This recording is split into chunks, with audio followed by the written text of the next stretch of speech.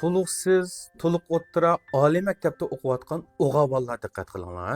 Ko'p qism o'g'avollar o'zininki mushu erlik a'zosininki odatdagi jim holatda tug'an vaqtida o'zininki a'zosininki prujinda kichiklab ketganligidan shikoyat qilib keladi. Endi bu a'zoninki bu ishninki a'zosi emas, bu qachon qolizi qoyim bo'lib turtqanga. Bu ishlatmagan chig'ida buninki kichiklab qo'rlab qolgani noati bir ig'ir kasallik emas. Tor dunyosidagi ba'zilarninki mushundoq erlik to'g'risidagi kasalliklarga qarata ko'p turib so'zlash orqali sizlarga o'xshash hamda tixi sog'lomlikdan ham badaninglarga bo'lgan tushunchalarning tuan ekanligidan foydalanib sizlarga mushundoq soxta tashviqot, soxta dorilarni tashviqot qilib beryapti.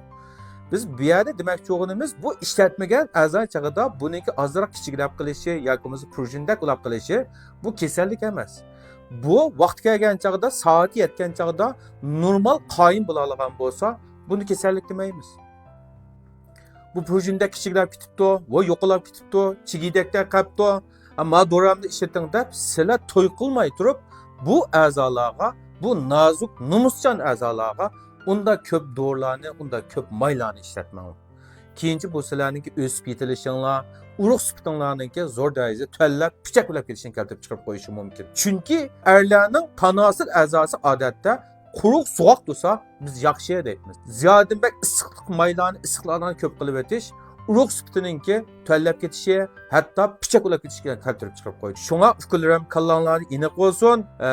Sizlarningki bu a'zo normal qoyim bo'la olgan bo'lsa, bu kasallik emas. Shun buningga oldirab dori, har xil surkaytgan may yog'larni ichib yemasliklarini umid qilaman.